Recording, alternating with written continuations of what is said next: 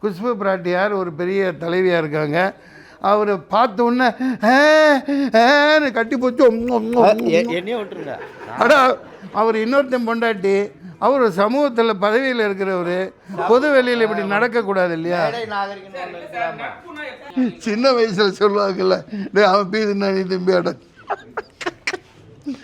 இந்த கவர்னர் இதே கேலி கூத்தா இருக்குதுப்பா. போனா இருக்கிறீங்க, போகலைன்னா போகலைங்கிறீங்க. அங்கே அப்புறம் எங்கேயோ போய் வீட்டுக்குள்ளேயே வர வச்சு கொடுத்தாருக்கிறீங்க. அங்கே அவர் போனால் 4-5 பேர் செத்து போயிட்டா, கூட்டம் போயிட்டா, ஐயோ நீ ஏன் போனால் செத்துட்டாங்கிறீங்க, நிவாரணம் கொடுங்குறீங்க. புஷ்பா ஓடுது. வேண்டா ஜிஎஸ்டி, திண்டா ஜிஎஸ்டி, நாளைக்கு பொண்டாட்டியோட படுத்தா ஜிஎஸ்டி, கல்யாணம் பண்ணால் அதுக்கு ஒரு ஜிஎஸ்டி. நான் என்ன ஜீரோவாக நடிப்பேன்? நான் ஹீரோ தான்ப்பா. நல்லா தான் எனக்கு இந்த கேமராவில் தெரியுது. அதான் கிருத்திகா உதயநிதி அவர்கள் சான்ஸ் வேணுமாம்மா, வாய்ப்பு நான் தான், எனக்கு வச்சு ஒரு படம் எடுக்க சொல்லுங்கள். யாருக்கு? ஓயோ வா வா வா வா வா வா வா அவங்க ஹாலிவுட் படமே எடுக்கலாம்ப்பா. ஆமாப்பா, என்னப்பா எவ்வளோ பெரிய இடம். நம்புறீங்களா இதை? நீங்கள் நம்புறீங்களா? என் படத்தையே நிப்பாட்டிட்டாங்க. 50,000 ரூபாய் கட்டியிருக்கேன்ப்பா, இன்னும் கார்டு வரலப்பா. அப்படியா? பார்த்துக்கப்பா. நான் 91 பணம் கட்டினேன், இன்னும் கார்டு வரல. அதான் நீங்கள் இப்படியே உட்காந்து. மறக்காம நியூஸ் பேஸ்க்கு சப்ஸ்கிரைப் பண்ணி பெல் ஐகானை பிரஸ் பண்ணுங்க. விஜய் வந்து ஃபர்ஸ்ட் வந்து கவர்னர் வேணா தமிழ்நாட்டுக்கு சொன்னாங்க. அதுக்கப்புறம் வந்து இந்த பாலியல் வன்கொடுமைக்காக வந்து கவர்னரே பார்த்து ஆமாம். அதை நீங்க எப்படி பார்க்குறீங்க? அது ஒன்று, சிஎம் இங்கே இருக்கார், அவர் தாக்குறாங்க. ஏன்னா அது திமுக அகற்றப்பட வேண்டிய இயக்கம், அது திராவிடர் போர்வையில் அண்ணா ஆட்சி நடத்தலை, பெரியார் ஆட்சி நடத்தலைன்ட்டு அவர் வர்றாரு. அது கவர்னர் அவருக்கு தெரிஞ்ச அரசியல் இப்போ தானே வந்திருக்காங்க. கவர்னர் லீலா வினோதங்கள்லாம் இனிமேல் சொல்லுவாங்கல்ல, அதனால் போய் பார்த்துருக்காங்க. அது எப்படி பார்க்குறீங்கன்னா, லியோ நிகழ்ச்சியிலேயே, வெற்றி விழாவிலேயே நான் தான் முதல்லாம் அந்த ரசிகர்களுக்காக பாராட்டியிருப்பேன். இந்த ஒன்லி ஒன் ஆல்டர்னேட்டிவ் அந்த வீடியோவெல்லாம் வந்தது. தமிழகத்தின் நாளைய தீர்ப்புன்னு, எங்கூட நாளைய தீர்ப்புன்னு படத்தில் தான் முதல் அப்பா அறிமுகப்படுத்தினார். அதனால் அரசியலுக்கு வந்திருக்கார். அவர் மனு கொடுக்குறார். அதுக்கு நம்ம என்ன பண்ண முடியும்? இனிமேல் உங்கள்கிட்ட கொடுப்பார். இல்லை உங்கள்கிட்ட கொடுக்கலைங்கிறதுக்காக ஏங்க முதலமைச்சர் தாங்க முதல் வில்லன். அவருக்கு அங்கே அமைதியான சூழல், கவர்னர் மாளிகைக்கு உள்ளே போய் பார்த்துக்கலாம். நாளைக்கு நம்ம ஜெயிச்சு ஏதாவது துணை முதல்வர் அப்படி இப்படி ஆகிட்டோம்னா அதுக்கேற்ற மாதிரி ஒரு கவர்னரை வைக்கணும், நல்லா வசதியாக இருக்கான்னு பார்க்குறதுக்காகவும் பிரச்சனை தீர்க்க. போனா இருக்கிறீங்க, போகலைன்னா போகலைங்கிறீங்க.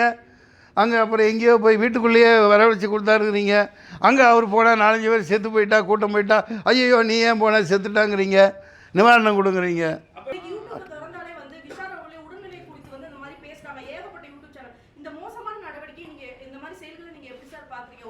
அது ஒரு இல்லை, அது அந்த மாதிரி அவர் நடந்து, அதுதான் நான் நடிகர் சங்கம், அதுதான் நடிகர் சங்கம்ங்கிறது. அதெல்லாம் நடிகர் சங்கத்தின் தலைவராக இருக்கார் அவர் விஷால். அவர் எப்படி நடந்துக்கணும், ஒரு பொது வெளியில் அன்றைக்கே சாயந்தரம் பார்த்தேன். அதுக்கான காரணம் தெரிஞ்சது. குஷ்பு பிராட்டியார் ஒரு பெரிய தலைவியாக இருக்காங்க. அவர் பார்த்த உடனே கட்டி போச்சு. அடா அவர் இன்னொருத்தன் பொண்டாட்டி, அவர் சமூகத்தில் பதவியில் இருக்கிறவர், பொது வெளியில் இப்படி நடக்கக்கூடாது இல்லையா?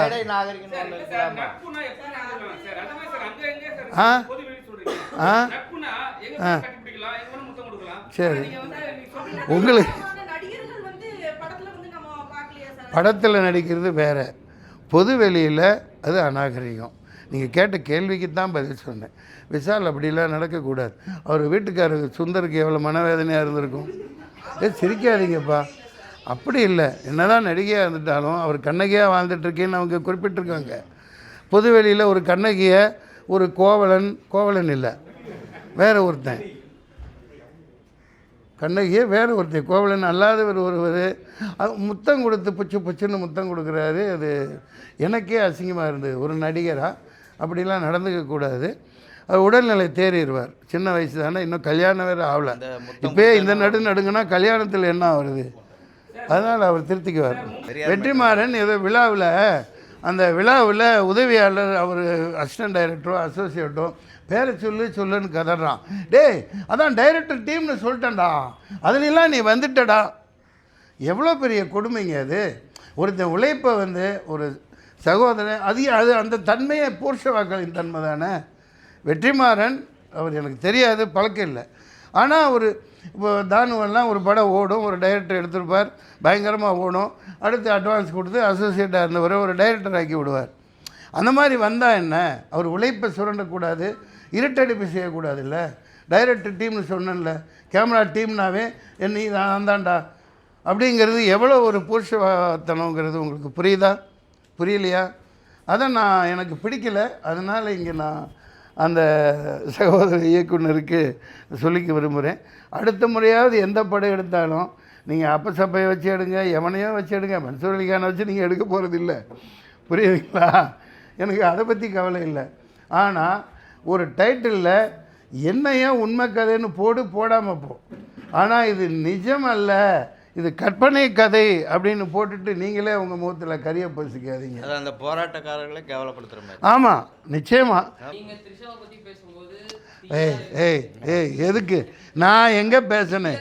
கட் பண்ணி போட்டு நாசம் பண்ணால் மறுபடியும் நீ மறக்க முடியாட்டி போ, தனியாக போ. கொஞ்ச நாள் அவங்க அமைச்சர் ஆயிடுவாங்க, அங்கே போய் நீ இது துணை காரியதரிசி ஆயிரு.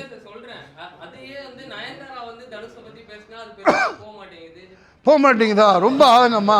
இப்போ நயன்தாரா ரசிகனா நீ? நிலை நான் சொல்லிடுறேன். பார்த்தேன் 4 நாள் முன்னாடி எனது உழைப்பை சுரண்டி தனுஷ் சொல்லியிருக்காரா? என்ன சொன்னார்? போச்சுரா இன்னைக்கு அவர் கேட்கல. சரி பண்ணிட்டாங்க. சிவாஜி ப்ரொடக்ஷன்ல வந்து படம் அவங்க தான் பண்ணிட்டாங்க. சரி ப்ரமோஷன் வாங்கிட்டு சொல்றாங்க. ஆனா வந்து அவங்க வாங்கலன்னு சொல்லிட்டு பர்மிஷன் வாங்கலன்னு சொல்லிட்டு அவர் ஒரு 5 கோடி இது போட்டுருக்காரு. 5 கோடி தாரே, 10 கோடில 5 கோடின்ட்டாரு. இல்ல 5 கோடி அவரே தனியா போட்டுருக்காரு. நீங்க எப்படி சீனுக்கு யூஸ் பண்ணுவீங்க? அது மாதிரி யூஸ் பண்ணலாமா? நயன்தாரா சொல்லல, தனுஷ் சொல்லியிருக்காரு. தனுஷ் ஏன் உழைப்பு எங்கே சுரண்டினாருன்னு தெரியல, ஜெயந்தாரா எப்படி சுரண்டுச்சுன்னு தெரியல. அவர் என்ன அவர் உழைப்பை சுரண்டி 10 கோடி. கேரளாலேருந்து வந்திருக்காங்க நம்ம சக நடிகை கதாநாயகி, அவங்க கூட நடிச்சிருக்காங்க. அவர் படத்தில் கதாநாயகியாக நடிக்க வைக்கப்பட்டிருக்காங்க. தனுஷ் பெரிய ஹாலிவுட் நடிகர் அளவுக்கு உயர்ந்துட்டார். இதெல்லாம் ஒரு பெருசு பண்ணலாமா? 10 கோடி தானே, வச்சுக்க போ. ஒரு செகண்ட் வர்றதுக்கெல்லாம் காசு கொடுன்னு கேட்டால் நம்ம தமிழனுக்கு என்ன மரியாதை இருக்குது? அதனால் தனுஷெல்லாம் அதை பண்ணக்கூடாது. ஆமாம், அதெல்லாம் ஒரு சாதாரண விஷயம். அது ஏதோ அது கல்யாணம் ஏதோ அது நடத்துது, படத்தில் வராத காட்சியை பயன்படுத்தியிருக்கு. இதுக்கு ஒரு ப்ரெஸ் மீட்டு, நயன்தாராவுக்கு சப்போர்ட்டு. எப்பா வெற்றிமாறன் கூட நான் பார்க்கல. இது ஒரு நடிகனாக நான் எது ஒன்றும் உண்மைன்னு சொல்லவே, பாராட்டுவேன், இல்லாட்டி 2வது பார்க்கல. முதல் படம் பார்த்துருந்தேன். அவர் இந்த ஏதோ அதான் இது கற்பனை கதை, இது நிஜம் இல்லை அப்படின்னு போட்டு தான் படத்தை ஆரம்பிக்கிறாங்களாம். விடுதலை 2வா முதல்ல அப்படி தான் போட்டிருந்தாங்க.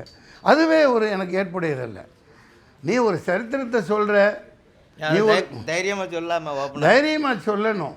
அப்போ நீங்களும் ஒரு கொத்தடிமை தான். அதில் எனக்கு என்ன முரண்பாடுன்னா, நான் அவர் கூட பழகலை, பேசலை, ஒன்றும் இல்லை. இவர் இயக்குனர், நானும் படம் எடுத்திருக்கேன்.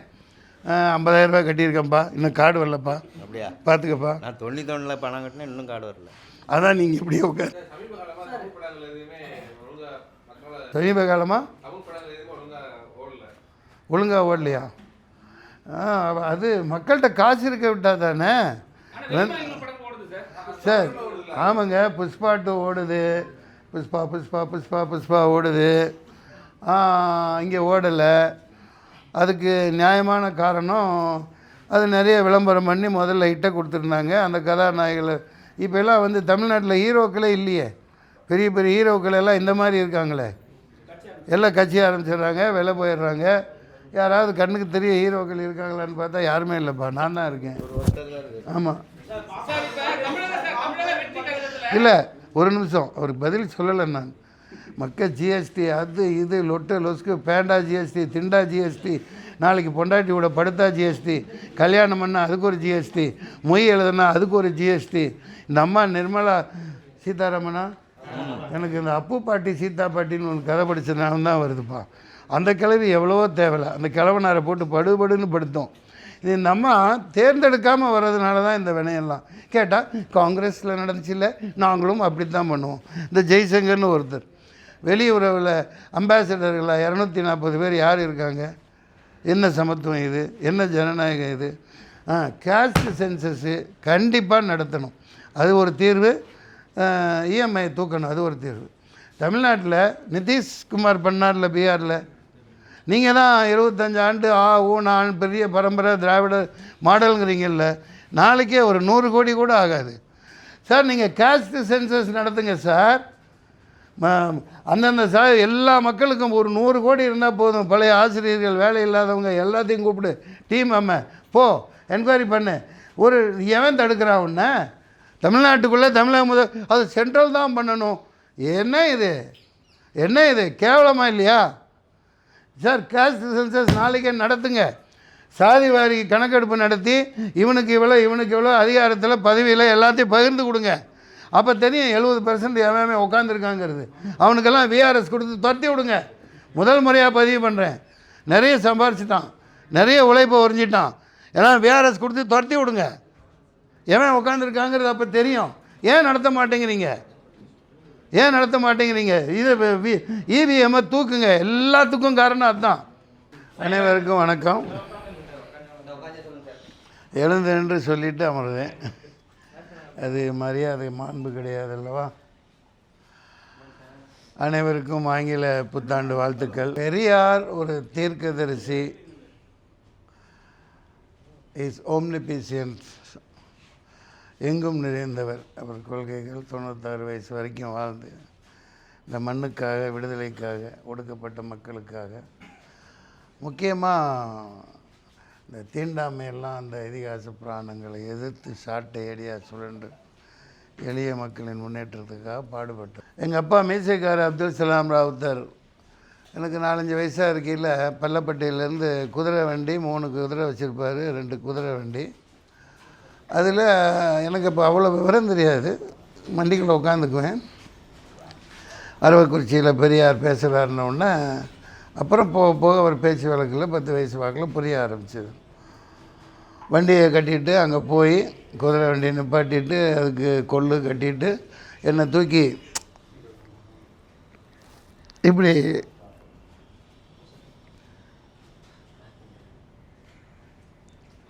உட்கார வச்சுட்டு அவ்வளவு ஆர்வமாக கேட்பார் பெரியாரோட பேச்சுக்களை. அவர் என்ன தான் கடவுள் மறுப்பு கொள்கை எவ்வளோ இருந்தாலும் முஸ்லீம் மக்கள், இந்த மக்கள், கோயிலுக்கு போகிறவங்க போகாதவங்கன்னு பாகுபாடு இல்லாமல் அவரை ரொம்ப ரொம்ப மனசில் வச்சுருக்கோம். அதுதான் இப்போ தலைவர் சீமான் அந்த மாதிரி ஒரு ஆவேசமாக ஏன் பேசுகிறான்னு தெரியல. அவரை இல்லாதப்போ பேச தவிர அவரோட வச்சுக்கிட்டு கூட அந்த இதெல்லாம் தீர்த்துருக்கலாம்.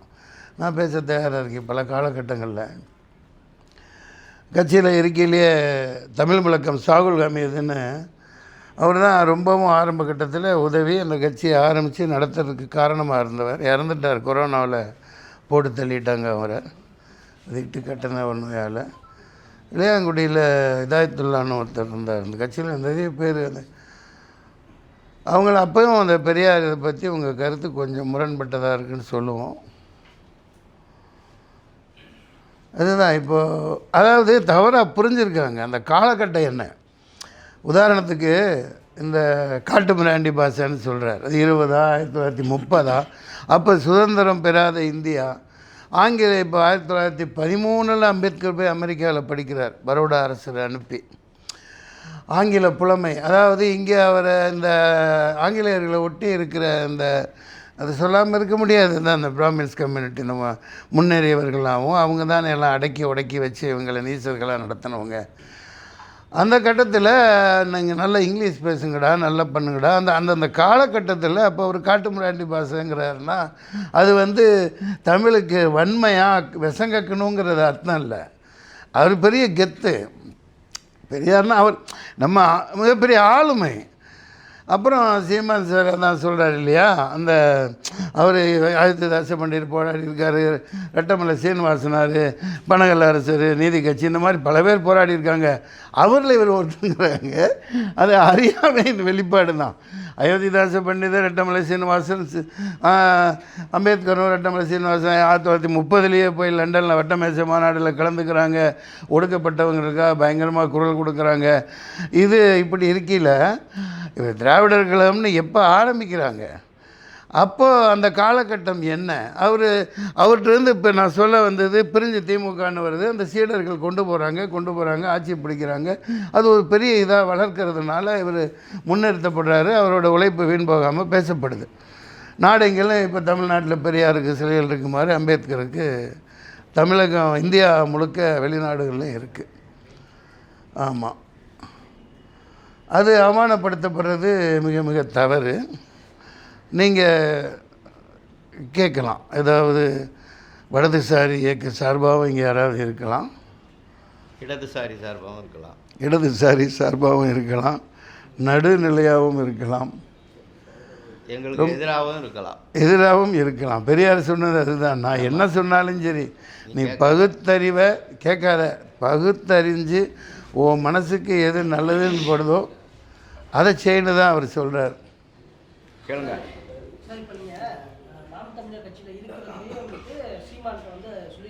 சொல்லியிருக்கேன். ஆமாம் ஆமாம், அவர் நல்ல மனுஷங்க. எவ்வளோ ஒரு 10 வருஷமாக ஒரு கட்டம் வச்சு போகிறாரு.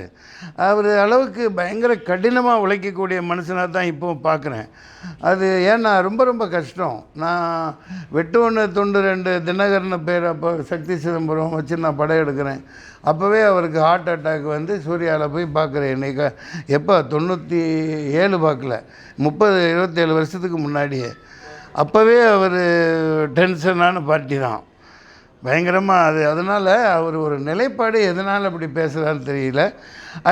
அதுதான் இப்போ சொல்கிறேன்ல உங்களுக்கு பல விஷயங்கள். இப்போ பெரியார் சொன்னார், அதாவது அதை பல பேர் எடுத்து பிடிச்சிக்குவாங்க. இந்த மாதிரி சுதந்திரம் இப்போ கொடுத்துருக்கக்கூடாது, ஆங்கிலேயன் வந்து திட்டினார், ஏன் கொடுத்தீங்க? அது வரலாற்று உண்மை. அம்பேத்கர் 1930 25 பேசிட்டு வர்றார்.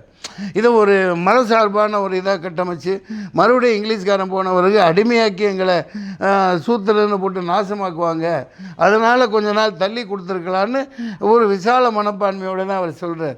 அவர் சொன்னதை எல்லாத்தையும் அதே மாதிரி ஒரு கருத்து, அம்மா மக, இதெல்லாம் ரொம்ப ரொம்ப கேவலமான ஒரு விஷயம். இப்போ மகளவே கட்டிக்கிட்டாருன்னு சொல்லுவாங்க. எவ்வளோ பெரிய அபத்தங்க. அந்த வயசில் நீ அனுபவிச்சுப்பார். 60 வயசு 65 வயசில் இந்த வயசுலேயே படுக்க ஒரு பெண் துணை இல்லாமல் ஒரு ஒரு ஒரு ஒன்றுக்கு போக, ஒரு கைகால் பிடிச்சி விட, சுடுதண்ணி வைக்க, காப்பி தண்ணி போட. இப்போ ஒரு அங்கே வளர்கிற பொண்ணு, ஓகே, இது மகள் ஒரு வளர்கிறாங்க அங்கே, அவங்க வந்து ஒரு பந்தம் இல்லாமல் கைகால் பிடிச்சி விட அப்படின்னா பார்க்குறேன் உள்ள வர என்ன சொல்லுவான், நீங்கள் பாரு கீப்பா வச்சுருக்காரு சொல்லுவானா இல்லையா? உலகத்துக்கு தெரியணுங்கிறக்காக அவங்களுக்கு ஒரு மரியாதை கொடுத்து ஒரு பந்தம் ஏற்படுத்தி அது தாம்பத்திய உறவு 10 பிள்ளைய பெற்றிருக்காரு அவர். எவ்வளோ அபத்தமாகலாம் பேசுகிறது ஏற்புடையதல்ல. பெரியார் வந்து அவர் இன்னும் 1000 வருஷம் ஆனாலும் சரி, எவங்க அப்போ 7.5 கோடி வந்தாலும் சரி, அவர் புகழை மறைக்க முடியாது. என்ன நீ இதை சொல்லு, பெரியார் பேரை சொல்லிக்கிட்டு அண்ணா பேரை சொல்லிக்கிட்டு ஏமாற்றிட்டு ஆட்சி புரிஞ்சிட்ருக்காங்களே அவங்கள சொல்லு, அதை நான் சாடுறேன். அதை விட்டுட்டு அவரை சாடுறது வந்து ஏற்புடையதில்லை. இது சீமானுக்கு எதிர்க்கணுங்கிற கருத்தெல்லாம் கிடையாது. அவர் ஒரு கஷ்டப்பட்டு ஒரு இயக்கத்தை நடத்துகிறார், தானாக ஆரம்பித்து நடத்திட்டு போகிறார். இப்போ திமுகங்கிறது அப்படி இல்லை, அது அப்போ மட்டும் கட்சி இல்லை, அது அண்ணாவோட கட்சி. சொல்கிறேன், நான் யாரையும் தாக்கணுங்கிற நோக்கம் அல்ல. அண்ணா கொண்டு வந்தது உதயசூரி சின்னமும் கோவிந்த யாருப்பா படையாச்சியா அவர்கிட்ட அண்ணா வாங்கி, அவர்களோட இன்னொருத்தர் ராபின்சன் பூங்காவில் திமுக ஆரம்பிக்கப்படையில் எல்லாம் கலைஞரதில் அந்த கூட்டத்தில் இல்லை. அதுக்காக கலைஞரோட பங்களிப்பெல்லாம் குறையாக மதிப்பிட முடியாது. திராவிடங்கிறதும் இந்த காலத்துக்கு திராவிடம் தேவையில்லாதது. நான் எது ஒன்றும் நியாயமாக தான் பேசுவேன். அந்த காலகட்டத்தில் ஆரியன் திராவிட அதாவது அவ்வளவு நசுக்கப்பட்டாங்க. இது மொழிவழி மாகாணங்கள் பிரிக்கப்படாமல் இருந்தது. எல்லாமே சவுத் இந்தியான்னு வரையில் அது திராவிடன்னு இருந்தது. அதனால திராவிடர் கழகம்னு ஆரம்பிக்கப்பட்டதை தவிர இப்போ தான் கர்நாடகாவில் முதல்வர் செருப்பால் அடிப்பேன் என்ன திராவிடன்னு சொன்னான்னு சீஃப் மினிஸ்டர் சொன்னாரா இல்லையா? கொண்டாந்து கழிவுகளை கொட்டுறானா இல்லையா? கழிவுகளை கொண்டாந்து அந்த தமிழ்நாட்டில் கொட்டுறாங்க. என்ன திராவிடம்? இந்த கேரளாவிலேருந்து கழிவை கொண்டு இங்கே கொட்டுறாங்க. அதை கேட்குறதுக்கு இங்கே வழியில் பெரியாரை திட்டிகிட்டு இருக்காங்க. அது இல்லை, மீனவர்கள் இப்போ நம்ம ரொம்ப கேவலமான முறையில் இப்போ ஜனநாயகம் மீனவர்கள் வந்து பிடிச்சிட்டு போயிடுறான், மீனவர்களை தூக்கிட்டு போய் சித்திரவதை பண்ணுறான், படகு பிடிங்கிறான், ஃபைன் போடுறான், கோர்ட்டில் நிப்பாட்டுறான், அடித்து கொள்கிறான். இது வரைக்கும் 800 மீனவர்களை சுட்டு கொண்டுட்டாங்க. இப்போ இந்த நிலையிலே மாண்புமிகு முதல்வர் அவர்கள் கருணை கூர்ந்து ஒரு கருணை காட்டி ஒரு கருணை அடிப்படையில் அவங்கள என்னங்க இது 40 MP வச்சுருக்கீங்க, தமிழ்நாட்டை ஆள்றீங்க, இது கேவலமாக இல்லையாங்க? இது தமிழ்நாடு நமக்கு தலைன்னு வந்து எப்படிங்க வாழ்கிறது கேட்டால் அது நான் தமிழ்நாட்டையும் சாடுறேன், மத்திய அரசையும் சாடுறேன். ஏன்னா தவறு எங்கே நடந்தாலும் நம்ம சுட்டி காட்டணும். வாய் மூடி ஒரு நடிகனா நான் கடந்து போயிட்டுருக்க முடியாது. அப்போ சப்பையாக ஒன்றும் வேஷமும் சரியாக கொடுக்க மாட்டேங்கிறாங்க. கங்குவாண்ட ஒரு படத்தில் நடித்தேன், கதாநாயகியை கட்டி போட்டு துன்புறுத்துவேன், கோவாவுக்கு போனேன் பண்ணேன், அது இதுன்னு எடுக்கிறாங்க. படத்தில் பார்த்தா ஒன்றையுமே காணாம். என் தலை கூட அங்கங்கே எங்கேயோ தெரியுது போல், அவ்வளோ கேவலப்படுத்துகிறாங்க. கங்குவான்னு சொல்கிறேன், நடைமுறையில் அப்பசப்பை வச்சு ஏதோ படம் எடுக்கிறாங்க. நான் மொத்தத்தில் அதாவது என்ன சொல்கிறது, எனக்கு நேர்ந்த கொடுமைகள்னு சொல்கிறதா, நான் அதுக்காக அவெல்லாம் கவலைப்பட்டுட்டு இருக்கிறவன் கிடையாது. நீ போடா நான் பார்த்துக்கிறேன் அப்படின்ட்டு போய்கிட்டு இருக்கிறவன் தான். இப்போ பல விஷயங்கள் இந்த மீனவர்கள் பாருங்களேன், அப்படி ஒரு இயலாமையில், ஆனால் அவங்களுக்கு வேணுங்கில நேராக போய் கட்டி பிடிச்சி எவ்வளோ கட்டிங்க, இத்தனாயிரம் கோடி அந்த உரிமை இந்த உரிமை எல்லாம் தார பார்த்துட்டு அவங்க பயனை அனுபவிச்சுக்கிறாங்க. எலெக்ஷன் அப்போ இந்த சில்லறை காசை வீசி வெற்றி பெறுறாங்க. இது கலைந்தறியப்பட வேண்டும். திராவிடம் தேவையில்லாது. தமிழ்நாட்டில் தமிழ் தேசியம் அந்தந்த மாநில உரிமைகள் காக்கப்படணும். இப்போ இந்த UGC கல்விக் கொள்கைன்னு கொண்டாங்க, செருப்பால் அடிக்கணும், அது தேவையில்லை. அந்தந்த மாநிலத்தின் உரிமை கல்விக் கொள்கையில் எந்த நாயும் தலையிடக்கூடாது. எவ்வளோ கம்பீரமாக இருந்த இயக்கம் சொல்லுங்க ஐயா.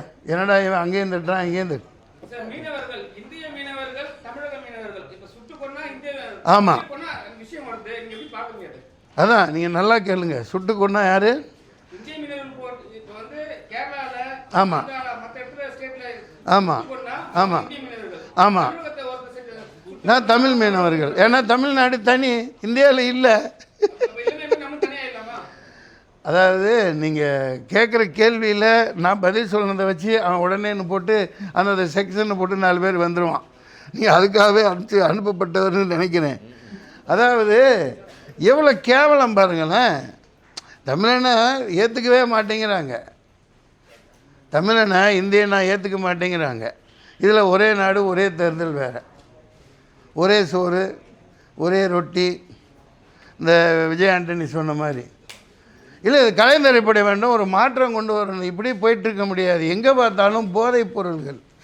அதுக்காகத்தான் நான் இப்போ வந்து பாருங்களேன், தமிழ்நாட்டில் இது வரைக்கும் நீங்கள் பத்திரிக்கையாளர் நீங்கள் கேள்வி கேளுங்க, அல்லது நாளையே நம்ம இந்த மாதிரி ஒரு தகவல் அறியும் உரிமை சட்டம் RTI அதன்படி ஒரு பெட்டிஷன் போட்டு மொத்தமாக இந்த 3 வருஷத்தில் எத்தனை FIR போடப்பட்டிருக்கு, இந்த போதையில் எத்தனை பிடிபட்டிருக்கு, டன் டன்னா இல்லைங்க. இளைஞர்கள் சின்ன பசங்க எல்லாம் நாசமாக போயிட்டாங்க. தமிழக முதல்வர் சும்மா டிவியில் தோன்றி போதையை ஒழிக்கிறேன்னு சொல்கிறது ஏற்புடையதல்ல. அது எப்படி திருந்துவான்? நீங்கள் டாஸ்மாகில் இப்போ போதை இல்லையா? நான் 4 கோடி போட்டு படம் எடுத்தேங்க. 2012 அதிரடின்னு ஒரு படம் எடுத்தேன். டாஸ்மாக் கடையில் போய் மக்களை காலில் விழுந்து குடிக்காதன்னு 12 எடுத்தேன், வெளியிட்டேன். என் காசு போட்டு தான் எடுத்தேன். அதுக்கு ஒரு மானியம் கொடுக்கல, ஒரு பூனையும் கொடுக்கல. இப்போ சரக்குன்னு தான் இதை எடுத்தேன். 4 கோடிக்கு மேலே ஆகிடுச்சு. இடத்த விற்று என் கை காசு போட்டு தான். என்னால் யாரும் நஷ்டமடையக்கூடாது. அதை வெளியிடுறதுலையே பல சிக்கல். எல்லாம் ரெட் ஜெயின்ட்டு அக்டோபஸ் மாதிரி இவங்க தடுக்கிறாங்க. காலையில் 10:30 மணிக்கு கமலா தியேட்டரில் ஷோ கேட்டால் நைட்டு 10:30க்கு எதிரில் ஃபோரம் மாலில் கொடுக்குறாங்க. 10:30 மணிக்கு நான் என் படத்தை பார்க்க வருவானா? நான் தலை அஜித்தா இல்லை தளபதி விஜயா? அப்படி அங்கே தவறான திரையரங்குகள் கொடுத்தாங்க, கேப்டன் இறந்துட்டாங்க. சரி, ஓடிடியிலையாவது போடலன்னா குறைஞ்ச ஒரு விலையில் விற்றேன். 1.5 வருஷம் ஆச்சு. ஓடிடியில் போட விட மாட்டேங்கிறாங்க. அந்த படம் வந்தாவே போதையை ஒழிச்சிடலாம், டாஸ்மாக் எதிராக மக்கள் போராடுவாங்க. அந்த கதை அமைப்பு அப்படித்தான். நிறைய நடிகர்களை வச்சு எடுத்தேன், அதை வெளியிடவே இவங்க தடுக்கிறாங்க. நடிகர் சங்கம் நக்கிட்டு கிடக்குது, ப்ரொடியூசர் கவுன்சில் படுத்து கிடக்குது, யாரையும் எந்திரிக்க விடலை. இது வேதனையோடு சொல்கிறேன், வேதனையோடு சொல்கிறேன். ஆ ஆ ஆமாம், என் மகன் நான் தான் பிடிச்சி கொடுத்ததே. அதாவது காவல்துறையிலேருந்து ஒரு அதிகாரி வந்து உங்கள் பையனை பேசுகிறாரு, பயமாக இருக்குது, இங்கே வாங்கன்னு மெக்கானிக் சொன்னார். அடித்து விழுந்துட்டு போனேன். அவர் ஃபோனை கையில் வச்சுக்கிட்டு, அந்த ஃபோன் யாரோ 1 மாதத்துக்கு முன்னாடி 2-3 பேரை கைப்பற்றி இருக்காங்க, அவங்கள வந்து இவன் நம்பரை சொல்கிறாங்க, அவங்கள்ட்ட இவன் வாங்கியிருக்கானா. அப்படியாடா, எனக்கு அவன் சிகரெட் குடிப்பான்னு கூட தெரியாது. உண்மையிலேயே நான் எந்திரிச்சு காலையில் என் பொழப்பை பார்த்து போயிடுவேன், அவன் எங்கேயோ சுற்றிட்டுருக்கான். ஆமாம், ஒரு தடவை அடித்து நான் பலார்னு ஒரு அறை விட்டேன், அங்கேயே அடி பலார்னு விட்டேன். நீ கூப்பிட்டு போங்க. அவங்க சொல்ல, இல்லை சார் அடிக்காதீங்க சார், நான் வந்து கேட்டுட்டு இன்னும் 4 பேர் இப்போ லிஸ்ட்டில் இருக்காங்க, விட்டுருவேன்னாங்க. போலீஸை பற்றி உங்களுக்கு தெரியாதா? கூப்பிட்டு போய் நல்லா வச்சு செஞ்சு எஃப்ஐஆர் போட்டு தள்ளிட்டாங்க. பையன் நேற்று தான் வந்தான். அது எனக்கு மகனுக்குன்னு நான் பார்க்கல, எல்லா மகனுங்களுக்கும் எல்லா பேரனுங்களுக்கும். சின்ன பள்ளிக்கூடம் எலிமெண்ட்ரி ஸ்கூலில் வரைக்கும் அந்த என்ன வாய்க்குள்ளே வைக்கிறது தலையாணி ஆன்ஸு கூலிப்பு மாத்திரை மெத்தப்பட்டமை சார், தமிழகம் முழுக்க நாசமாக போயிட்டாங்க. இது பெரியார் ஆட்சி அப்படின்னா இங்கே வாங்க, 500 மரங்களை, தென்னை மரங்களை 500 அதுக்கு மேலேயே வெட்டனவரில் குடிக்கிறாங்கன்னு போட்டு மரங்களை வெட்டனவர். ஒரு மரத்தை வளர்க்க எவ்வளோ பாடுபடுறேன்னு தெரியும். அப்பேற்பட்ட பெரியார் ஆட்சின்னா இங்கே மதுவை திறந்து விடலாமா? நீங்கள் எவ்வளோ பெரிய அயோக்கியத்தனம். வான்புகளும் வள்ளுவருக்கு வான் உயர செலவைக்கிறேன், எதுக்கு வைக்கிறீங்க? வாயில் தோறும் வள்ளுவம், ஆனால் இவர்கள் வாய் நாரும் தினம் தினம். என்ன கொடுமை இது சார். இதில் வேதனையான விஷயம் என்னென்னா, இவர் ஒரு விஐபிங்கனால அவர் பையன் பண்ணுறது எல்லாம் வெளியே தெரிஞ்சு போகுது. ஆனால் வெளியே தெரியாமல் சின்ன பசங்க தமிழகம் முழுவதும் கெட்டு சீரழிஞ்சிட்டாங்க சார், நாசமாக போச்சு. பேசிக்காக எங்கேருந்து வருதோ அதை பிடிச்சி அரெஸ்ட் பண்ணாமல் அந்த பசங்க நீங்கள் பூந்தமல்லி இல்லை டன்னாக பிடிபடுது. அதை இந்த காவல் அதிகாரிகள் எடுக்கிறாங்க, அவங்க மகனுங்க விற்கிறாங்க, அவங்களே ஆளை வச்சு விற்கிறாங்க. இதுதான் நடக்குது, வேதனைக்குரிய விஷயம். பெரிய செயின் மாதிரி ஓடிக்கிட்டு இருக்கு சார். அது அடித்தவன் அப்படியே நாசமாக போயிடுறான் சார். இளைய தலைமுறை போதையில் எல்லாமே நாசமாக போகுது. அதை உடனடியாக தடுக்கணும், இல்லாட்டி தமிழ்நாட்டை காப்பாற்றப்படாது.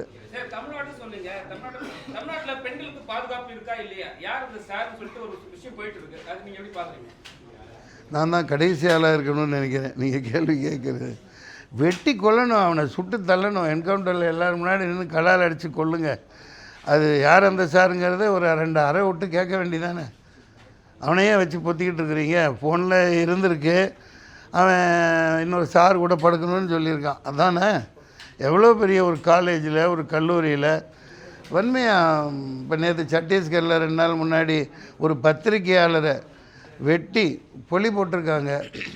சென்ட்ரல்லையும் நிறைய நடக்குது, தமிழ்நாட்டில் மட்டும் இல்லை. பெண்களுக்கு எதிரான கொடுமைகள், அது வந்து அது கேள்வி கேட்க எல்லாருக்கும் உரிமை இருக்காது. மாபெரும் தவறு. கவர்னருக்கு மாளிகையிலேருந்து கொஞ்சம் தூரம் தான். இப்போ யாரந்த சாருங்கையில் எனக்கு பன்வாரிலால் புரோஹித் தான் ஞாபகம் வர்றார். ஒரு அம்மாவை தூக்கி, பேராசிரியை தூக்கி உள்ளே போட்டு கவர்னர் மாளிகை ஏவி விட்டு போலீஸ் பட போய் ஞாபகம் வருதா? சொல்கிறது புரியுதா?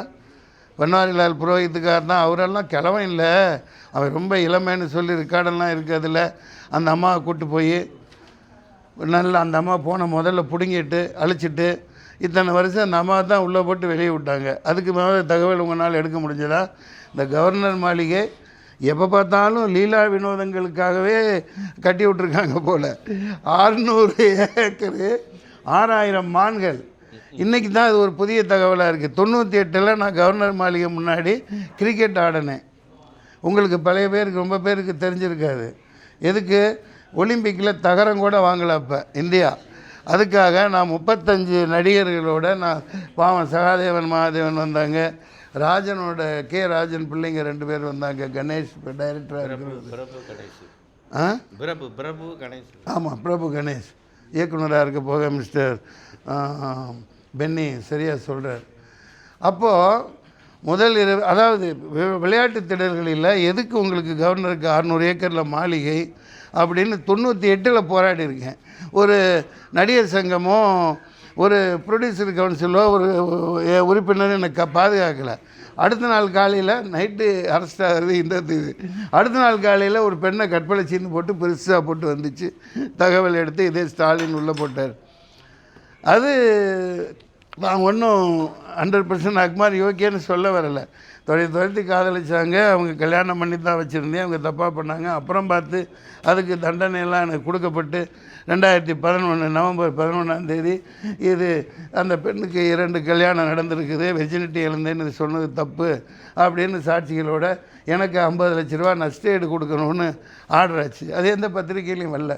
வந்திருக்கு, பெரிய பெரிய ஹிண்டுவெல்லாம் வந்திருக்கு. அதை யாரும் சட்டம் செய்யலை.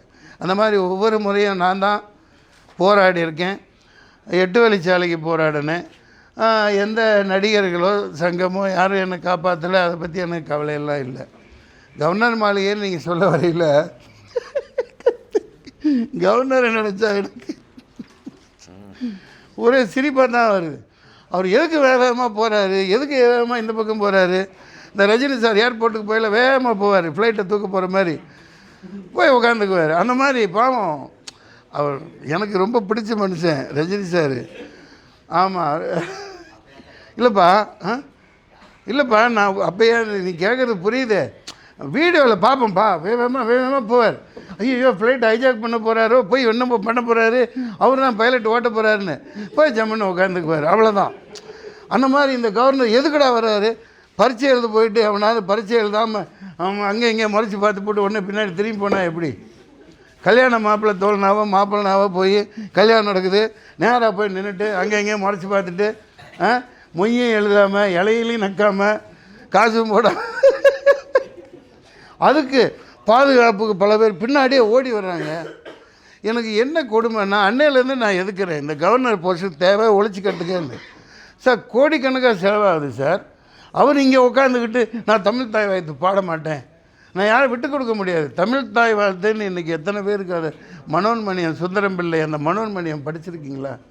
தயவு செஞ்சு வாங்கி படிங்க சார். அந்த பகுருளி ஈருளி இயல், அதாவது அந்த இலக்கியம் ஒரு பக்கம் இலக்கிய நயம், அடுத்த பக்கம் எதிர்பக்கத்தில் வரிக்கு வரி அது கட்டுரை உரைநடை வடிவில் இருக்கும்.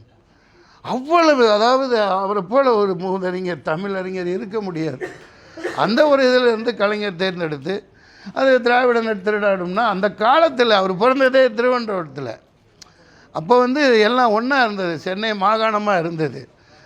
அதனால் அந்த அப்போ மொழிவழி மாகாணங்கள் பிரிஞ்சிருச்சுன்னா தமிழர் திருநாடுன்னு பாடியிருப்பார். அந்த காலகட்டத்துக்கு அந்த சீமான் மேலேயும் தப்பு இல்லை. அது விஷயங்கள் இப்படி தான். இப்போ பெரியார் குறித்து யாராவது பிஜேபிக்காரங்க எதிர்கருத்து இருந்தால் கேளுங்க. எனக்கு யாராவது கேட்டால் தான் கோபம் வரும். நீங்கள் ஒரே கேட்டுக்கிட்டு இருக்கீங்க. இது ரொம்ப அநியாயம், இதெல்லாம் ரொம்ப அநியாயம்.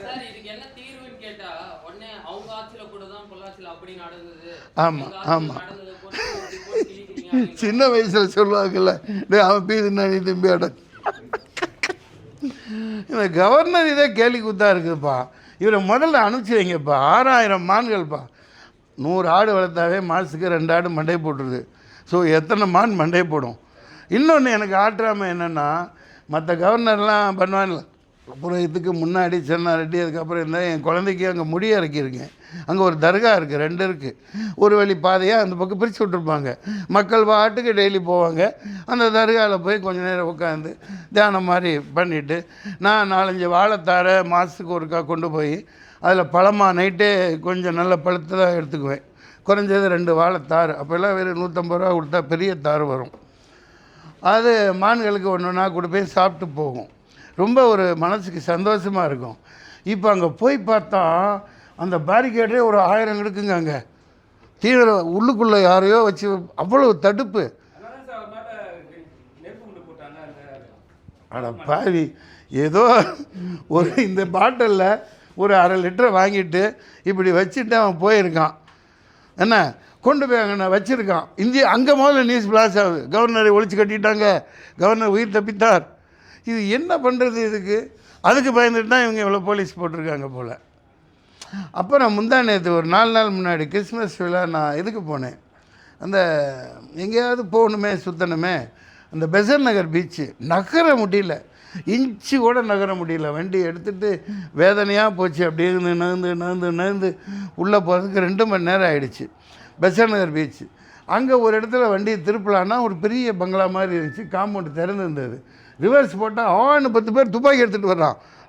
கவர்னர் மாளிகை அது. அவர் காலையில் 5 மணிக்கு அங்கே போய் கண்ணு முழிச்சு முதல் சூரியனை அங்கேருந்து பார்க்கணுமா. அங்கே ஒரு கெஸ்ட் ஹவுஸு உடச்சி தள்ளிட்டு எல்லாம் மக்களுக்கு திறந்து விட வேணாம். கவர்னர் மாளிகையிலையும் போராடின 98 அப்படியே இருக்குது. இன்றைக்கி 30 வருஷம் கிட்ட ஆக போகுது. அதாவது அங்கே ஸ்விம்மிங் பூல் கட்டுங்க, இது ஒலிம்பிக்குக்காக இது கொடுங்க. இப்போ காலையில் போய் பாருங்கள், அந்த சண்டே அன்றைக்கி பிச்சுக்கு எவ்வளோ அடிச்சுக்கிறாங்க நம்ம பசங்க. கிரிக்கெட்டுக்கு 10 கிரவுண்டு ஒதுக்குங்க, கட்டி விட்டு ட்ரைனிங் கொடுங்க. எதுக்கு கவர்னருக்கு அவ்வளோ மாளிகை? அவர் என்ன வெங்காயம் உரிச்சிட்டாரு? எந்த கவர்னருமே எல்லாமே பாலியல் இதுதான் பண்ணுறாங்க, எல்லா கவர்னரும் பண்ணுறாங்க. அப்போ யார் அந்த சாருங்கிறதுல எனக்கு தான் கொஞ்சம் சந்தேகம் இருக்குது. ஏன்னா பன்வாரிலால் புரோஹித், அதுக்கு முன்னாடி ஒருத்தர் இருந்தார்ப்பா, பீஷ்மராவ்னு ஏதோ வருமே, எனக்கு அவார்டெல்லாம் கொடுத்தார், பீஷ்மநாராயண் சிங். ஐயோ எல்லாமே அதுக்கு பேர் என்ன சொல்கிறது, மைனர்கள், மல்லுவேட்டி மைனர் மாதிரி. இவர் பல்லு போன வயசுலேயே மைனர்களாக இருக்காங்க. அதுதான் பெரிய விஷயம்.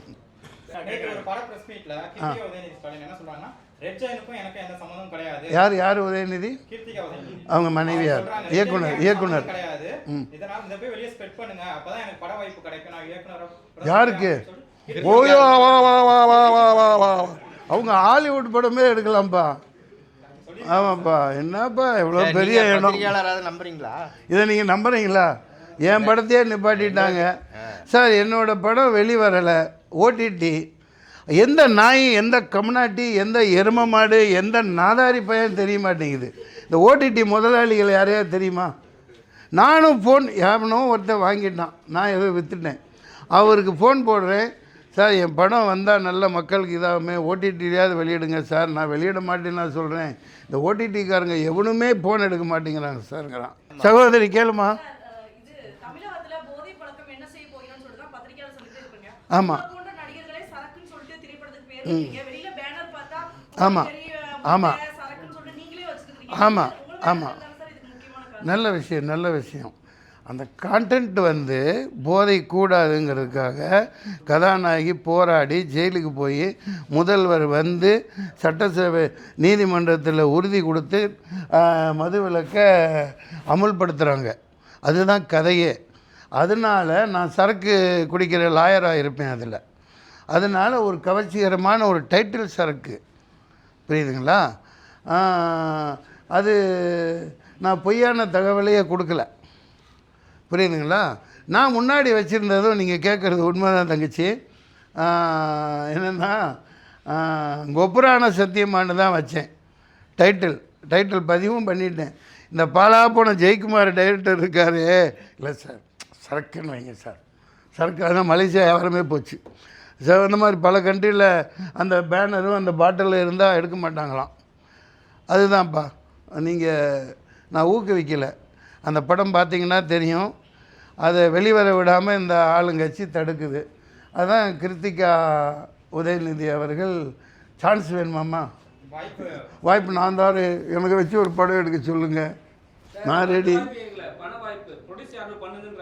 நான் பண்ணுறேன்.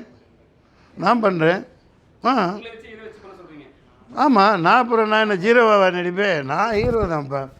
நல்லா தானே இருக்கு, இந்த கேமராவில் தெரியுது. ஜோடியா புதுசாக விலங்க மாட்டி விடுறீங்களா? போன தடவை அப்படி தான். நான் போன தடவை காஸ்ட் சென்சஸ், இந்த டெமோக்ராட்டிக் டைகர்ஸ் ஆஃப் இந்தியா, இந்திய ஜனநாயக புலிகள் சார்பாக 2 கோரிக்கை. 1, முற்றிலும் இந்த இவிஎம்மும் ஒழிக்கணும். 2வது காஸ்ட் சென்ஸ். அதை பேசிகிட்டு இருந்தேன். நீ வைரமுத்து கதாநாயகிகளுக்கு முக்கியத்துவம் கொடுக்கலன்னு திரிசா மேட்டரை கொண்டாந்து மாட்டி விட்டீங்க.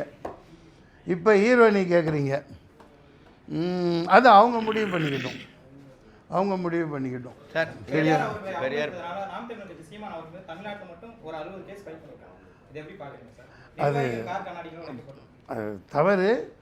அதுதான் அவர் சகோதரர் சீமான் தலைவர்கிட்ட நம்ம உட்கார்ந்து இந்த மாதிரி பேசினாவே நான் புரிய வச்சிருவேன். நீங்கள் அவர் என்னென்ன பேசினார் சொல்லுங்களேன். சீமான் அது தவறாக புரிஞ்சு கொள்ளப்பட்டிருக்கு. அந்த காலகட்டம் இப்போ சகோதரி கூட இதெல்லாம் ஒரு தலைவர் 96 வயசு, அவர் எவ்வளோ பெரிய மாமனிதர் ஏங்க.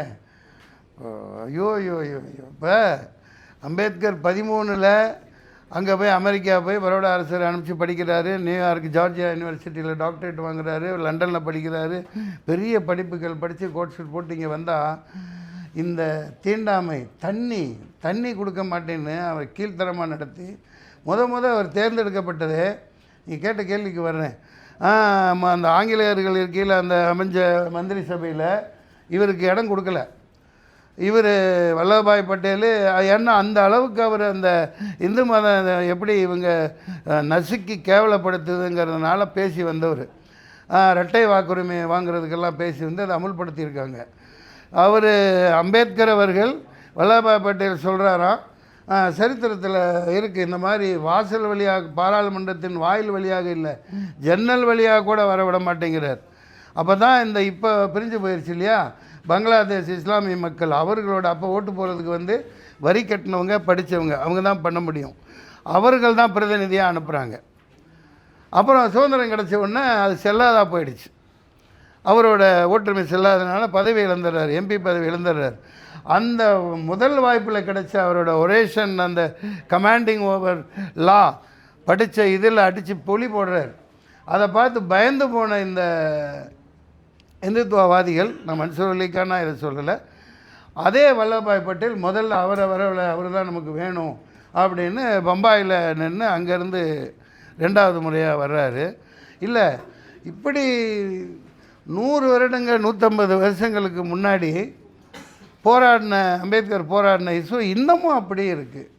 இந்த தாழ்ந்த ஜாதி கீழ் ஜாதின்னு அது வேதனைப்படுறதா இருக்குது. நீங்கள் என்ன கேட்டீங்க?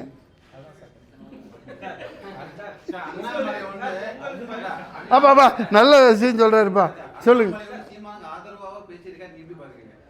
அண்ணாமலை சீமானுக்கு ஆதரவாக பேசியிருக்காரா? பெரியார் ஆதரவு தான் கொடுப்பாரு. தப்பு. இன்னொன்று பெரியார் சீமான் திட்டம்னா அதுக்கு முழுக்க காரணம் இந்த வீரமணி ஐயா அவர்களை தான் சொல்லுவேன். சார் இப்போ பெரியார் எவ்வளவு கஞ்சம் பிடிச்சி 1 அண்ணா 2 அண்ணா எவ்வளோ சிக்கனமாக வாழ்ந்த மனுஷன். ருசியாவுக்கு போகிறாரு. நான் படிக்கிறேன், சுதந்திரத்துக்கு அப்புறம் பிறந்தேன் நான் 63ல். இந்த ஒருத்தர் கொண்டு வந்து 200 ரூபாய்க்கோ 300 ரூபாய்க்கோ கம்பளி அந்த ஷூ எல்லாம் வாங்கிட்டு வந்து கொடுக்குறாங்க. டே சண்டாலா என்ன வாங்கிட்டு வந்துட்ட நீ, என்ன இப்படி பண்ணிட்ட, ஐயோ இதெல்லாம் வேணாம், எனக்கு அந்த காசாக கொடுத்துடக்கூடாதா, இது கழகத்துக்கு பயன்படும் இல்லையான்னு சொல்லிவிட்டு அதை விற்க சொல்லிவிட்டு மோர் மார்க்கெட்டு வந்து வெறும் 20 ரூபா கொடுத்து பூட்ஸு அந்த கம்பளியை வாங்கி மோர் மார்க்கெட்டில் அதைத்தான் போட்டுக்கிட்டு ருசியா முழுக்க பயணம் பண்ணுறார். அவ்வளோ சிக்கனமாக வாழ்ந்தவர். அதோட சிக்கனம் ஒன்று இருக்குது. பெரியார் வந்து வெளியூர் போனாங்கள்ல அந்த பார்சலில் நூல் கட்டுவாங்கள்ல, அப்போல்லாம் சணல் தானே. ஆமாம் சணல். அந்த சணல் எல்லாம் உண்டையாக கொஞ்சம் கொஞ்சமாக சேர்த்து வச்சு ஒரு 10 மாதிரி ஆக்கி கடைசியில் ஏதாவது ஒரு கடையில் போய் பக்கோடா வாங்கி சாப்பிடுவார். பக்கோடா அப்போ கூட சொல்லாரா சார், அதுதான் நான் சொல்கிறேன் சார். நீங்கள் பெரியார் வழி ஆட்சி நடத்துகிறீங்கன்னா பெரியார் மாதிரி சிக்கனமாக நீங்கள் இருக்கணும். நீங்கள் உலகத்தின் நம்பர் 1 பணக்காரன் ஆகிக்கிட்டு இப்போ நான் ஏன் இவரை குறை சொன்னேன்னா, எனக்கு ஒன்றும் அவர் கூட எந்த சண்டையும் இல்லை, அதிகமாக பேசி பழக்கம் இல்லை. ஒரு தடவையோ 2 தடவையோ மேடையில் பார்த்துருக்கேன் வீரமணி ஐயா அவர்களை. அவ்வளவு சொத்தை விட்டுட்டு போனாங்கல்ல தம்பி, அவ்வளவு சொத்து அவ்வளவு இதை விட்டுட்டு போனாங்கல்ல. எதுக்காக விட்டார்? இயக்கத்தை பெருசு பண்ணணும், இந்தியா முழுக்க கொண்டு போகணும், உலகம் முழுக்க கொண்டு போகணும். இயேசுநாதர் எப்படி 12 சீடர்கள் கிளம்பி பண்ணாங்க, அந்த அளவுக்கு ஒரு கம்பேரிசனுக்கு சொல்லலை. அவ்வளவு அதில் ஒரு துளி கூட இவங்க பண்ணாமல் சொத்தை அடகாத்து வச்சுக்கிட்டு வட்டிக்கு விட்டுட்டு தமிழன் நிதியாக என்ன அது பெரியார் நினச்ச வேலுப்பிரபாரை வீட்டவே ஆட்டை போட்டாங்க. அந்த மாதிரி ஆயிரக்கணக்கான வீட்டை வட்டிக்கு விட்டுக்கிட்டு இதனால தான் இது நடக்குது. இந்தியா முழுக்க இவங்க கொண்டு போகலை. நான் திமுகவையும் குற்றம் சாட்டுறேன், திராவிடர் கழகம் இப்போ நடத்திட்டு இருக்கவங்களையும் குற்றம் சாட்டுறேன். சும்மா அங்கே நூலகம் வச்சுருக்கோம், இங்கே புக்கு வச்சுருக்கோம், அங்கே யூனிவர்சிட்டி இருக்குது, இதெல்லாம் வேலைக்கு ஆகாது. கடவுளை கற்பித்தவன் முட்டாள், காட்டுமிராண்டி அப்படின்னு சொன்னார் கடைசி வரைக்கும். இப்போ நான் எல்லாம் கடவுள்னா அல்லாஹ் இல்லை, கிறிஸ்துவ இல்லை, கிருஷ்ணர் இல்லை, ராமர் இல்லை, அவர் ஒட்டுமொத்த எல்லா கடவுளையும் தான் சொன்னார். ஆனால் இப்போ எல்லாராலும் நேசிக்கப்படுறவராக ஒருத்தர் இருக்கார், அதை கொண்டு போகலை. அதனால தான் வட இந்தியாவில் இன்னும் கேவலமாக போய்கிட்டு இருக்கு. சும்மா தமிழ்நாடு முன்னேறிச்சுன்னு சொல்லிக்கிட்டால் இப்போ என்ன நிலையில் இருக்குது சார்? எல்லாம் இந்திக்காரை வந்து ஆக்கிரமிச்சுக்கிட்டாங்க, ஒரு இடம் இல்லை, எல்லா இடத்தையும் வளைச்சி போட்டான். கோயம்புத்தூர், மதுரை, இங்கே சிட்டியில். இந்திக்காரன் வந்து வெத்தலை போட்ட நம்மளை பான்பரை போட வச்சுட்டான். நீ ஏன் போடுறீங்க? நான் ஏன் போடுறேன்? பேசாமல் இருங்க. பான்பராக்கு போட வச்சா பரவாயில்லையே. எல்லா குழந்தைகள் விஷம் மாதிரி உணவே நஞ்சாயிடுச்சு. ஆன்ஸ் எங்கேருந்து வந்தது? சரி, எல்லாம் தான் வட இந்தியாவிலேருந்து வருது. ஆ, பொங்கலுக்கு மானியம் தரலையா? அது எப்படின்னா நிதி பற்றாக்குறையெல்லாம் இல்லை. இப்போ காய போட்டு எலெக்ஷன் வரையில் மொத்தமாக 5000 ரூபாய் கொடுப்பாங்க, எல்லாம் ஓட்டு போட்டுருவாங்க. இது பழைய டெக்னிக் இது. ஆமாம், மாதம் மாநிலத்தில் வந்து பெண்களை பாலியல் வன்முறை பண்ணா எல்லா நடிகர்களும் வந்து பெரிய உச்சப்பட்ட நடிகர்களும் வந்து குரல் கொடுக்குறாங்க. ஆனா இங்க நடந்த ஒரு விஷயத்துக்கு யாரும் குரல் கொடுக்கவும் இல்லை. அதே மாதிரி ரஜினி சார் கிட்ட கேட்கும் போது நோ அரசியல் கொஸ்டின் சொல்லிட்டாரு. அது நீங்க எப்படி பாக்குறீங்க?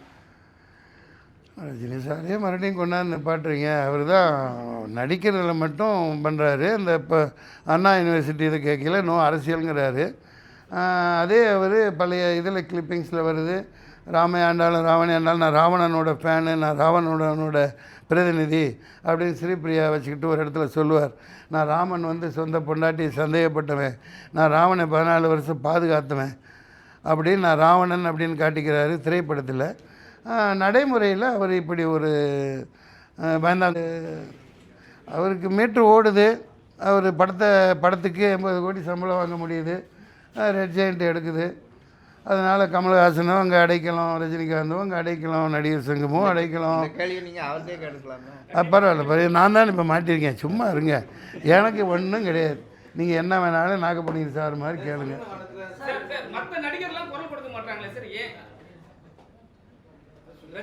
அவங்கள்ட்ட தான் கேட்கணும், என்கிட்ட கேளுங்க, நான் சொல்கிறேன். இப்போ சொல்லிட்டேன், பொது வெளியில் நடந்தது தவறு, கவர்னர் செய்கிறது தவறு, முதல்வர் செய்கிறது தவறு.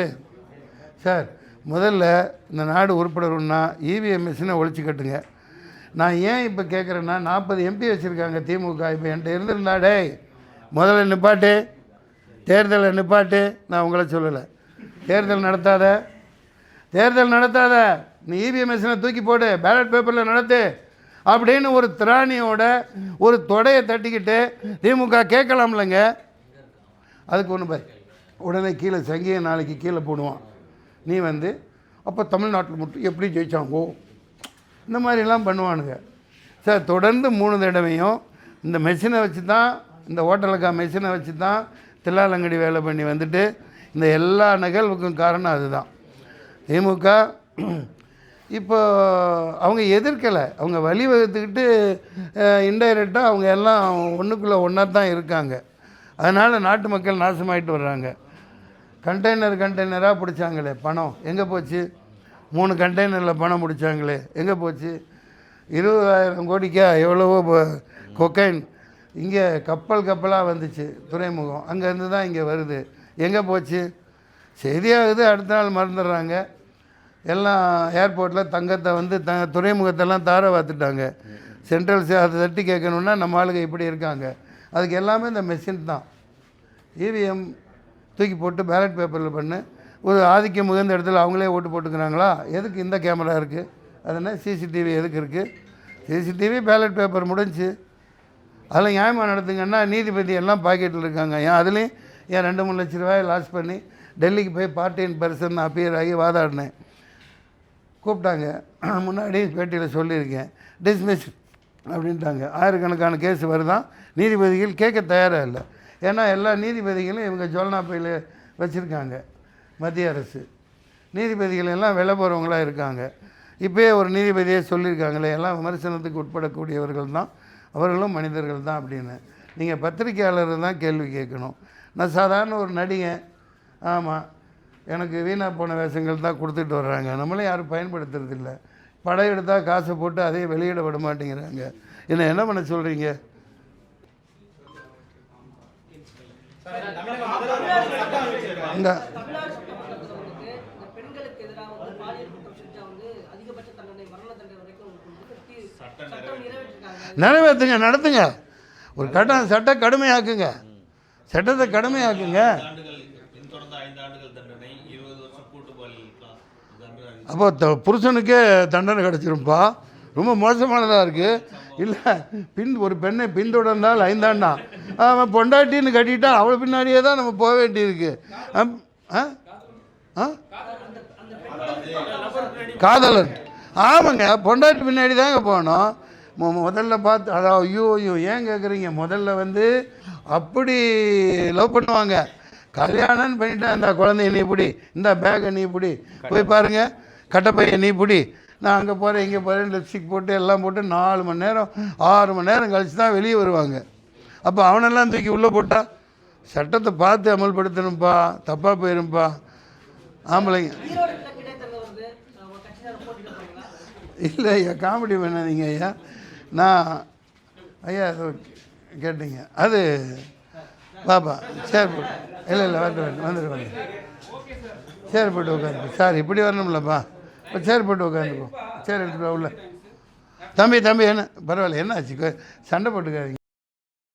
தமிழக வெற்றி கழகத்துல ஒரு விஷயம் போயிட்டு இருக்கு. அவர் வந்து விஜய் சார் போட்டோ சின்னது பண்ணிட்டு கிறிஸ்டியன் போட்டோவை பெருசு பண்றது சொல்லிட்டு அவர் ஆடியோ லீக் ஆயிருக்கு. சரி, எப்படி பாக்குறீங்க? ஏன்னா ஒரு புதுசா ஒரு கட்சி ஆரம்பிச்சு ஒரு சரி ஏன்னா இப்போ இருக்கிற ஆளுங்க வந்து இருந்தா கூட இறக்கி பேசுறாங்க. எப்படி பாக்குறீங்க? அதெல்லாம் ஒரு எதேச்சியாக இப்போ அந்த புசி ஆனந்தோட ஆதரவாளராக இருப்பார், அவரால் பதவி போடப்பட்டிருக்கோம். புரியுதுங்களா? சுவரொட்டியெல்லாம் அது போட்டிருப்பாங்க, விஜய் சின்னதாக்கியிருக்கலாம், அது ஒரு தவறுகள். அதுக்காக கட்சி புசி ஆனதுன்னு ஆயிருமா? நான் கூட இந்த கட்சியை ஆரம்பிச்சுட்டு வேலூருக்கு போய் 60-70 லட்ச ரூபா சொந்த காசு போட்டு போராடிட்டு இருக்கேன், பொதுச் செயலாளர் நீக்கிட்டிங்கன்னா ஒருத்தனை நாயை கொண்டாந்து நடு வீட்டில் வச்ச மாதிரி அதெல்லாம் செய்தி ஆகுது. நான் கஷ்டப்பட்டு என்னென்னமோ பண்ணினேன், செய்தி ஆக்கிடுறீங்க. அதெல்லாம் சொல்லி உடனே விஜயோட போராட்டத்தையோ இனிமேல் பார்ப்போம். அவர் ஒரு புதுசாக வந்திருக்கார், எல்லாருக்கும் உரிமை இருக்குது. தடிக்க விட்டு விழுந்தால் ஒரு கட்சி இருக்குது. அதே நேரத்தில் இருமாப்போட எங்களை யாரும் அழிக்க முடியாது, ஒழிக்க முடியாது, 75 ஆண்டு பாரம்பரியம் சொல்கிறதெல்லாம் அதெல்லாம் சும்மா மக்கள் தீர்மானிக்கிறது தான். யாரும் ஆட்ட முடியாதவன் அசைக்க முடியாதவன்லாம் யாரும் இல்லை. எதுவும் நடக்கலாம். நான் நல்லவங்க பக்கம் நிற்கணும், ஒரு மாற்றம் கொண்டு வரணும், அதில் தப்பே இல்லை. நான் முத பாமகவில் சேர்ந்தேன் 92. அப்போல்லாம் அன்புமணியெல்லாம் வீட்டில் என்ன பண்ணிட்டு இருந்தான்னு தெரியல, சின்ன பையனாக இருந்திருக்கலாம். இல்லை, அவர் சொன்னது இந்த மாதிரி குடும்பத்தில் இருந்தெல்லாம் நான் அரசியலுக்கு யாரையும் கொண்டு வர மாட்டேனார் இல்லையா? இல்லை அது சொன்னார். நான் அவரோட இதை பார்த்து ஈழத்தமிழர்களுக்கு ஆதரவாக 7 நாள் இல்லை ஜெயலலிதா அம்மாவுக்கு பதில் சொல்லி 7 வருஷம் என்னை உள்ளே போட்டாலும் நான் தமிழ் எழுத்தை ஆதரிப்பினார். ஆக இவர் தான் தலைவர்னு சேர்ந்தேன். அடுத்த ஒரு கூட்டத்தில் எங்கள் வன்னியர்களுக்கு போகத்தான் மற்றவங்களுக்குன்னாரு. நான் இப்படி பார்த்தேன், அடுத்த நாளே விலகிட்டேன். புதிய தமிழகமில் சேர்ந்தேன். அதில் 50,000 1 லட்சம் ஓட்டு வாங்கினேன். நீ குசுன்னு பேசிகிட்டு இருந்தா நான் எப்படி பேசுறது? அவரும் 19 பேர் செத்துட்டாங்க அந்த இதில் போராட்டத்தில். நான் அடுத்த நாள் முய்யன்னு கதறிட்டு இருக்காங்க. போனேன், போனால் மசால் தோசை சாப்பிட்டுக்கிட்டு உட்காந்துருந்தார். என்னடா இது? அடுத்த நாள் அதுலேருந்து விலகிட்டேன். இந்த மாதிரி நானாக சேருவேன், நானாக விலகிடுவேன். ஒரு மாற்றம் வரணும் தமிழ்நாட்டில். போதைப் பொருள் ஏகப்பட்டது ஆகிடுச்சு. இதை கடுமையாக சீரியஸாக தடுக்கணும். சார், பெரியார் கொள்கையில கையில் எடுத்த விஜய் அவர்கள் வந்து பெரியாரை பற்றி பேசினாலே வாய் திறக்க மாட்டாரு. அதை பற்றி அவர் ஒரு நடிகராகவே முழுக்க நிறைய படங்களில் நடனம், பதில் பஞ்சு, கில்லி, லியோ, அவர் மக்கள் மனசில் இளைஞர்கள் மனசில் பதிஞ்சிருக்கிறவர். அது பேசிக்கிட்டே இருக்கணுமா என்ன? அப்படிலாம் ஒன்றும் இல்லை. பெரியார் இல்லாமல் யாரும் அரசியல் பண்ண முடியாது. பெரியார் பங்களிப்புங்கிறது நான் உங்களுக்கு எவ்வளோ சொல்கிறது, நீங்கள் என்ன அபியூஸ் பண்ணாங்க அதை சொன்னால் தான் எனக்கு வரும். இல்லை, இதுவே அம்பேத்கரை பற்றி பேசியிருந்தா உடனே ரஞ்சித் கிளம்பி வந்திருப்பாரு, இல்லை, அம்பேத்கர் அதாவது வட இந்தியா முழுக்க இன்றைக்கி அதிக சிலைகள் இருக்குது. ஆனால் அங்கே போய் பாருங்கள், இன்னும் ஜாதிய கொடுமைகள், தண்ணி அன்டச்சபிலிட்டி போட்டு மரத்தில் கட்டி வச்சு அடிக்கிறது. அவர் பண்ண பயனே இல்லாமல் போகுது. அவர் ஒரு கேஸ்ட் லீடராகவே பார்த்து கொண்டு போய்கிட்டு இருக்காங்க. நான் தான் சொன்னேன்ல, அந்த வெஸ்ட் பெங்கால் இப்போ இருக்கிற அந்த பங்களாதேஷ் மக்கள் ஓட்டு போட்டு தான் முதல் அனுப்புகிறாங்க. முஸ்லீம்களுக்கும் அவருக்கும் ஒரு தொடர்பு இல்லாத மாதிரிலாம் காட்டுறாங்க. இப்போ எல்லாருக்கும் எல்லாம் வேணும், அதுதான் நம்ம கொள்கை. அம்பேத்கர் எவ்வளோ போராடினாங்க, அதை விட அதிகமாக பெரியாரோட இது இன்னும் 1000 ஆண்டு ஆனாலும் அவரை அழிக்கவோ ஒழிக்கவோ அவரோட அர்ப்பணிப்புகள் அதை கொச்சைப்படுத்தக்கூடாது. அந்தந்த காலகட்டத்தில் கால சூழலில் பதில் சொல்கிறதெல்லாம் தேடி பார்த்து இண்டு எடுக்கலை பண்ணி இந்த மாதிரி இதில் இது சொல்லியிருக்காங்க, இதில் இது அதெல்லாம் ஏங்க, அவர் எத்தனை கூட்டங்கள், எத்தனை கல்லறி அனுபவிச்சிருப்பார், எத்தனை பேர் செருப்பு வீசியிருப்பான். ஆரம்ப காலகட்டத்தில் சொல்கிறேன். அதை மீறி 96 வயசு வரைக்கும் போராடி இன்றைக்கி இந்தியாவில் உலகம் முழுக்க ஒரு தென்னிந்தியாவில் ஒரு தமிழர்கள் தலைநிமிர்ந்து வாழ காரணமாக இருக்கார். ஆதலினால் நன்றி நன்றி. கேஸ்ட் சென்சஸ் உடனே நடத்தணும். கேஸ்ட் சென்சஸ், சாதிவாரி கணக்கெடுப்பு உடனே நடத்தினா தான் இதுக்கு தீர்வு. இந்த ஓட்டு மெஷினை ஒழிக்கணும். 2026 தமிழ்நாட்டில் மட்டும், அதாவது எங்கெங்கே படித்தவங்க இருக்காங்களோ, எங்கெங்க இது இருக்காங்களோ, அங்கே அவங்க தில்லாலங்கடி பண்ண மாட்டாங்க. சார், இப்போ போதைப் பொருள் இது சம்மந்தமாக வீட்டில் இருக்க பெற்றோர்களுக்கு தெரியாத அளவுக்கு போதைப் பொருட்கள் வீட்டில் வருது. அதுக்கு அரசோட நடவடிக்கை எந்த மாதிரி இருக்கணும்? காவல்துறை வீட்டில் வர்றது இல்லைங்க, வெளியில் போகிற பசங்க பள்ளிக்கூடத்தில் கன்சியூம் பண்ணுறாங்க, வெளியில் வாங்குறாங்க, கொடுக்குறாங்க. என்ன மாதிரி நடவடிக்கைகள் மேற்கொள்ளணும்? என்ன மாதிரிங்கிறது அரசுக்கு தெரியும். இப்போ போலீஸ் காவல்துறையெல்லாம் எதுக்கு வச்சுருக்கு? வெளியே போனால் டமால் டமால் நிப்பாட்டி பிடிக்கிறான்ல, ஹெல்மெட் இல்லை. காவல்துறை சேர்ந்த ஒரு 5 காவலர்களே மெத்தப்பட்டமைன் இருக்கிறதா நிறையப்பா. என் பையன் கூட அதுதான் பெரிய உயர் அதிகாரி, அவன் 40 கிலோவோட பிடிபட்டிருக்காங்க. அவன் 4 நாளில் வெளியே வந்துடுறான். இப்போ பெரியார் முறையில் கட்சி ஆட்சி நடத்துகிறவங்க இப்போ பெரியார் இப்படி சீரழிஞ்சு போனதை பார்த்துட்டு சும்மா இருப்பாரா? அறிஞர் அண்ணா சும்மா இருப்பாரா? வள்ளுவன் பேரை சொல்லிக்கிட்டு நான் டாஸ்மாக நடத்தலாமா? மூடு. வருமானம்லாம் நிறைய வருது. 56,000 கோடிக்கு மேலே. எவ்வளோ மாதத்துக்கா வருஷத்துக்கா அந்த வட்டி கட்டுறாங்களே தமிழ்நாடு அரசு கடன் வாங்கினதுக்கு? எவ்வளோ கோடி? தெரிஞ்சவங்க யாரும் இருக்கீங்களா? Statistical report. 56,000 கோடிக்கு மேலே சம்பாரித்து இந்த காசை கொண்டு வட்டியாக கட்டிகிட்ருக்கு. இங்கே 1000 ரூபா பிச்சை போகிறதுக்கு காசு இல்லைன்னு. ஆனால் அவங்க உலக பெரும் பணக்காரர்களாக வாழ்ந்துக்கிட்டு இருக்காங்க. அதுவா பெரியாரிசம்? அதுவா அண்ணாயிசம்? அண்ணாவளி அவங்க பேருக்காக பண்ணிக்கிட்டு நாட்டை நாசம் பண்ணிட்டாங்க. இந்த குற்றச்சாட்டை வைக்கிறேன். இல்லை, பெல்ல நேற்று வந்துட்டாப்புல. அது அந்த மாதிரி லட்சக்கணக்கான இளைஞர்கள் பையன் சொல்கிறான், உள்ளுக்குள்ளே நிறைய பேர் பசங்க இருக்காங்கப்பா, எல்லாமே இந்த கேஸுங்க தான் சொல்கிறாங்க. அது தமிழ்நாடு முழுக்க. அதுக்காக தான் இந்த பிரத்யேகமாக உங்களை சந்திக்க விரும்பினேன். இதை ஒழிக்கணும். இல்லை, தமிழ்நாடு ரொம்ப நாசமாக போச்சு. டாஸ்மாக ஒழிக்கணும், போதைப் பொருளை ஒழிக்கணும். ரெண்டும் ஒழிக்காமல் தமிழ்நாடு உருப்படாது. ரெண்டும் உருப்படாது. கண்டிப்பாக ஒழிக்கணும். வள்ளுவர் வழியில், அண்ணா வழியில் திமுக ஆட்சி செய்கிற திராவிட முன்னேற்றக் கழக அரசு உடனடியாக இதெல்லாம் தடுக்கணும். தடுக்கிறதுனால தமிழ்நாடு முன்னேறும், உங்களுக்கு மிகப்பெரிய புகழ் சேரும். அவ்வளோதான் சொல்லுவேன். நன்றி, வணக்கம். மறக்காம நியூஸ் பேஸ்க்கு சப்ஸ்கிரைப் பண்ணி பெல் ஐகானை பிரஸ் பண்ணுங்க.